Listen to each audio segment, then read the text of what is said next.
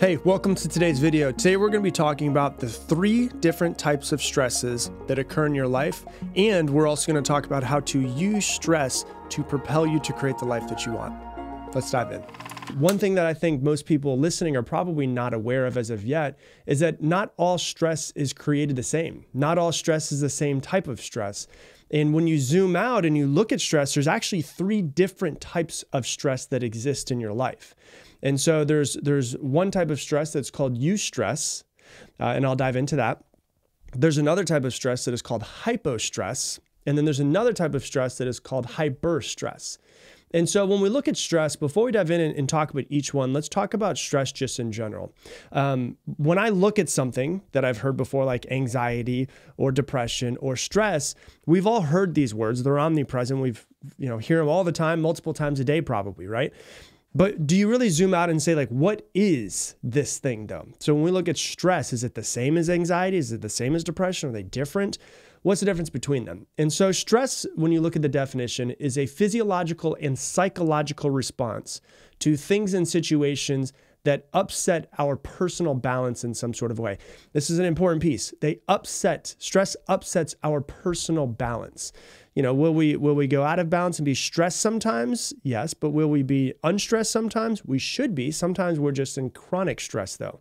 That's not balance. And so stress, the first thing I want to say and bring in and for you to understand is stress is not bad. It's not. The reason why we have it is because it's natural to the human body. It kept our species alive, and it has a lot of benefit to it. But whenever it starts to get out of control and it becomes chronic stress, then it becomes a problem. And so when you see the different types of stress, you're going to see, oh yeah, now I can see why stress is actually a good thing in my life. But if I feel stress from the moment I wake up till the moment I go to bed, it's out of control. And that comes from you and you alone. It doesn't come from your external circumstances. It doesn't come from anything else. It comes from you. It comes from your mindset. It comes from the way that you're looking at your life. And so if you feel like you're too stressed, you've got to take ownership of it and say, okay, it is out of control, but I'm the one who let it get out of control. I'm going to be the one that puts it back in its cage. And so when we're faced with some sort of challenge or some sort of threat, our bodies prepare to respond. And this response can be physical, it can be mental, it can be emotional. But when we're faced with some sort of threat, our bodies click on and say, hey, we've got to do something about it. Stress is in the brain and it's also in the body as well. And sometimes stress can come from the outside world. Like let's say, for instance, you're going for a hike in this beautiful place. You're out in Alaska. And on this hike, you see a bear running at you in the woods. You're not going to have time to sit and think, there's a bear coming at me. Is it running at me? Is it running at something near me? Should I run from this? Should I stay? Should I fall? You're not going to have time to think. There's no thinking in that moment. Your body is just going to go into stress mode and it's going to do what it needs to do in order for you to survive, right? The brain, what it does is it sends distress signals to the adrenal glands. And then what it does is it sends adrenaline and cortisol to get your body ready to go into fight mode, flight mode, whatever it has to do in order to have some sort of response to protect you, right? That's what happens. Okay. Something happens, brain, distress signals, adrenal glands turn on, send adrenaline, send cortisol. And the hormones, then get you ready for fight or flight. And what happens after that is then your heart rate increases, your muscles will tighten, your blood pressure rises so that your blood can get, you can get more blood to different parts of your body. Your senses become much sharper, and there's an increase in strength that you have usually, and stamina. Usually what you have is you're able to catch things quicker, you're able to see things quicker, you're able to take basically the way that we want to think about it is when your stress hormones can turn on in these moments, particularly when you have a bear running at you, is it's like whenever you want to slow down and put your phone into slow-mo when you're doing a video, it goes from like 30 frames per second to 120 frames per second. As your brain actually processes a lot quicker when it's in stress modes, which is why it can be used for good. If your brain processes quicker and better, slows down time a little bit, well, obviously you can figure out a way to use that to help you be more productive or to think or be more creative if you use it the right way. But, your reaction time is sped up. Everything seems to come in quicker. and it prepares you for whatever the stressor is, to fight it or to flee from it, right? So that's what it looks like if you look at us running from a bear. But when you look at nowadays, like when I say, hey, what are you stressed out about? Majority of people are not going to say bears running at me. Most of our stresses come from our minds nowadays. It's not necessarily what's happening around us and outside of us, but what's happening inside of us is really what's causing most of the stress now. So it's the way that we perceive a situation can determine whether or not it's a stressor. So, like for instance, if you and I walk by a dog, and I love dogs, but you were once attacked by a dog as a kid, it's the exact same thing, but it becomes stressful for you. It does become stressful for me based off of our past, based off of our perception, based off of that. Another example would be, let's say, for instance, public speaking. I love public speaking. I used to hate it, but I've done it so many times. I've got like probably 30,000 hours of public speaking experience at this point. For me, it's like exhilarating. I'm a little bit nervous before, but I get really excited when I'm on stage, after stage, all of that. But public speaking can be terrifying for other people. And so it's the exact same situation, but for one person, it can be exciting. For another person, it can be a stressor. And so that's really how stress works inside of our bodies. And, stress can manifest in many different ways. It can manifest through excitement. It can also manifest through anxiety, through irritability, through depression. It can lead us to feeling overwhelmed, moody, agitated, all of that. So really, when you look at it, stress is a mechanism that's necessary for the human body. It's necessary for us to survive. But when we start talking about it being in your mind, now let's actually start to work through it and go through the 3 different types of stresses that exist, okay? The first one is called eustress, and it is EU stress. That's how it's spelled. And EU, like EU, basically what it means when you look at it, it's a Greek prefix, which means good. And so eustress basically just means good stress. It was termed by endocrinologist, and Hans Selve is his name, in case you're curious. He termed it as this, and eustress can actually be really exciting.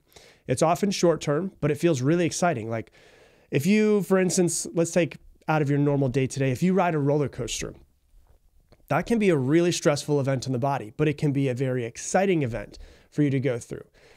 It can be riding a roller coaster. It could be the rush of delivering a really great speech. Maybe you achieve a personal goal that you've been working towards. Maybe you get done with a really good workout. That puts a lot of stress on the body, but releases a lot of endorphins, makes you feel really good. Maybe you'd go and you lift really heavy weight. You hit a personal best. You hit that PR. That's going to make you feel really good. That's eustress. Going for a long run. That's eustress. The challenges with growing a business and looking at it and being like, man, this is like a game. This is fun to do. That can be eustress as well. And so it's really the good stress, because the EU, the U part of it, actually means good. So it's good stress. And this stress, what it does is it enhances motivation, your focus, your energy, and it can turn on parts of the brain that make you more creative, give you feelings of hope, give you feelings of meaningfulness, vitality, all of that. And so often when you're in this situation, you're going, okay, well, that sounds awesome. I want more good stress in my life. I want more eustress in my life. And that's why I want to talk about this first, because usually when people think stress, they think bad, bad, bad, bad, bad. Not necessarily the case. And this one is actually good stress. So how do we create more good stress in our lives? Step out of your comfort zone more.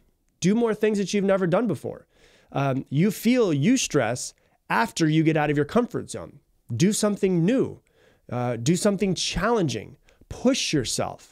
Even if you don't succeed at that thing with whatever that thing is that it might be, maybe you try to go lift a personal best and you don't succeed at it, you still feel good about the fact that you tried. Set some achievable goals. Don't make your goals too low.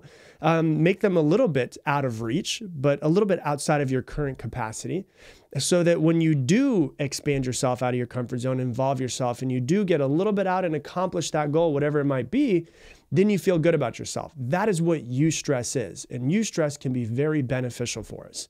And so I wanted to cover that one first, because not all stress is bad. Cool. That's the first one, which is eustress. If you want to know the spelling of it, it's EU stress. The next form is hypostress. This is actually the stress of understimulation. which is pretty interesting because a lot of times when we think of stress, we think of being overstimulated. But eustress is really good. Hypostress is the understimulation. And it happens when you have too little stimulation. There's not enough challenge in your life. There's not enough activity in your life.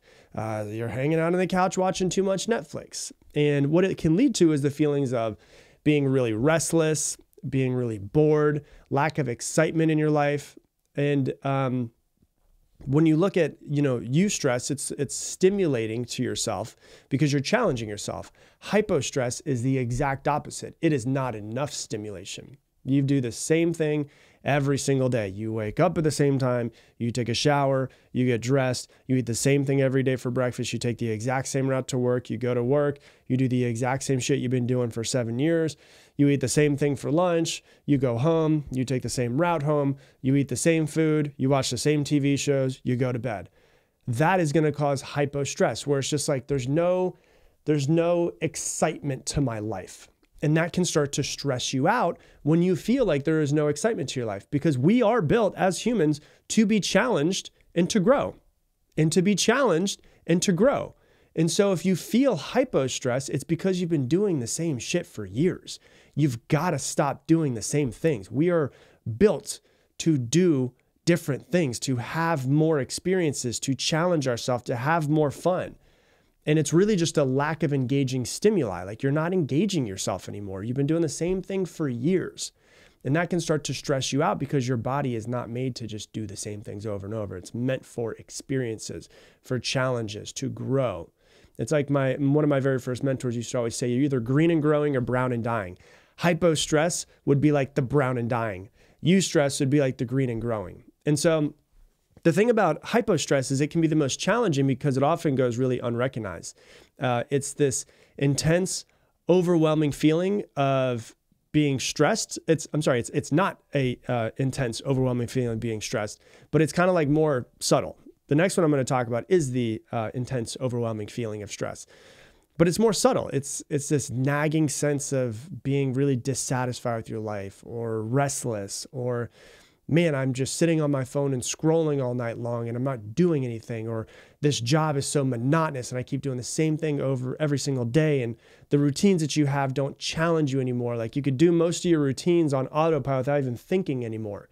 And, you have really long periods of inactivity, whatever it might be. You're watching the same show for 6 hours, so long that friggin' Netflix comes on and says, "Are you still alive? Are you still here?" That would cause hypostress. And the consequences of having hypostress too long is really decreased motivation, decreased creativity, uneasiness, lack of drive, lack of excitement for life, a general sense of unhappiness is really what that leads to. And it can also lead to, because there is understimulation, trying to stimulate yourself in unhealthy ways, which could be like, risky behaviors. Some people, they go and they want adrenaline pumping things. They drive their car too fast. They got to go skydiving. They've got to do something that makes them feel alive again, because everything in their normal everyday life makes them feel like they're not alive. It could also be substance abuse, drugs and alcohol, things that make them feel like they're waking up from their normal, boring life. Something to make me feel alive again. So if you feel like you deal with hypostress, do something new. Stop doing the same shit every single day. You were meant to experience life. Try new things. Create a bucket list. Plan a trip somewhere. Work out more often. Get moving. Try some new hobbies. Challenge yourself a little bit more. Get out of your comfort zone. Stop doing the same things every single day, because that will lead to more stress when you go through the hypostress. Cool? So that's hypostress, which is understimulating, makes you feel stressed. Now, we're going to go into the third one, is hyperstress, which is what most people think of when they think of stress. It's too much stress, always there, all the time.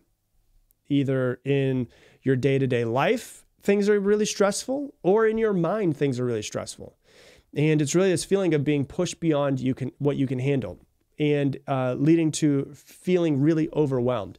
And sometimes, actually, a lot of the times, if I'm being honest with you, when I talk to someone who says they're stressed and overwhelmed, it's not that in this moment they have too much going on. It's that they have too much going on in the future, and they're trying to think about all 47 things at one time. And that feels overwhelming and that feels stressful, versus just doing like what the next thing is.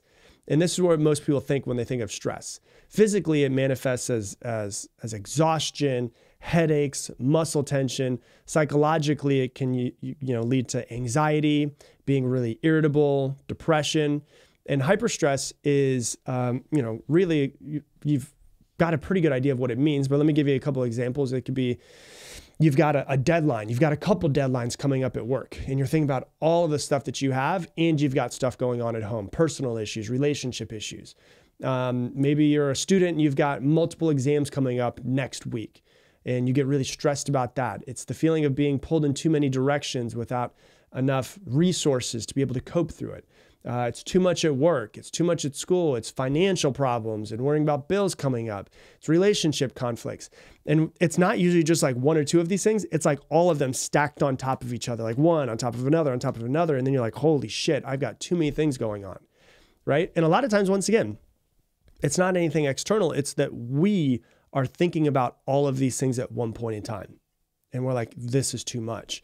Like when I noticed that I get stressed out, which, about a month ago when the book was coming out and I was like putting out Level Up, and I had, we were at the same exact time, we were hiring new people in the company. I was training them, getting them ramped up. I was also traveling to LA to go do interviews for the podcast, and we were doing all this launch party, everything. I was starting to get really stressed. And the reason why I was getting so stressed is because not because of what I had to do, it was because I was thinking about all of the stuff I had to do over the next 2 weeks. And that was like one of the most stressful periods in my life was I had so much going on, and it wasn't the things I needed to do. This is what I realized. It wasn't the things that I needed to do that made me stressed. It was that I was thinking about all of the next 2 weeks right now in this moment. And I can't do all of the next 2 weeks in this moment. And so a lot of times that's what stress is we're thinking about all of the deadlines, all of the things coming up, all of the personal things, all of it at once, when in reality, it's not all happening right at this very second. So how do you manage stress? There's quite a few ways to manage stress. First thing is write it all down on pen and paper. Like put out as much as you possibly can, take it out of your head, put it on a piece of paper, because when it's on paper, it can be planned. And you can start to see, okay, this thing that I'm stressing out about is I don't have to worry about it for 10 days. Like, what do I need to do today to make myself feel like I'm chipping away at what's stressing me out? If it's at work and you can delegate stuff, delegate things. If it's in your relationship, have an honest conversation that you've been avoiding because it's more stressful to avoid the conversation and to not have it and have it constantly ruminating in your head than it is just to have an honest conversation. Everything is figure outable. Figure out how to work through these things that are stressing you out. Other things that help a lot is mindfulness practices. I feel like I'm a broken record with how much I've been saying it recently, but breath work helps to calm your nervous system down so that you can, calm your nervous system down and then be able to take smarter action, plan better, and be able to get the things done that you need to start chipping away. Regular exercise helps. If you're not exercising enough, that will make you more stressed. And exercise, a good thing about exercise, it teaches you how to get stressed and de-stress and stress and de-stress and stress and de-stress. So regular exercise is really important. Making sure that you get enough sleep is really important. Make sure that you're hydrated enough. There's so few people drink enough water, right? Like just drink more water. And so when it feels like you're in hyper stress, the important thing that I always recommend, it's usually in your head, put it on a piece of paper, plan it out, get better with time management, and actually just start chipping away the things that you need to. Use some mindfulness, use some meditation, some breath work, exercise enough, get the sleep, everything that you need to do, and realize you can only do one thing at a time. So what is the thing that you need to do right now? So those are the different forms of stress. There's the good stress. There's two forms of bad stress, I guess you could say. There's not enough stimulation. There's overstimulation. Once again, it is about the balance in between those. Not to be understimulated, not to be overstimulated, but how do you balance yourself to make sure that you get the right form of stimulation? And you're also challenging yourself and growing as well. So that's what I got for you for today's episode. If you love this episode, please share it on your Instagram stories and tag me in it, Rob Dial Jr., ROBDIALJR. And once again, if you want to be part of my inspirational text message thread, all you have to do is text me right now, 512-580-9305. Once again, 512-580-9305. And with that, I'm going to leave you the same way I leave you every single episode. Make it your mission, make somebody else's day better. I appreciate you, and I hope that you have an amazing day.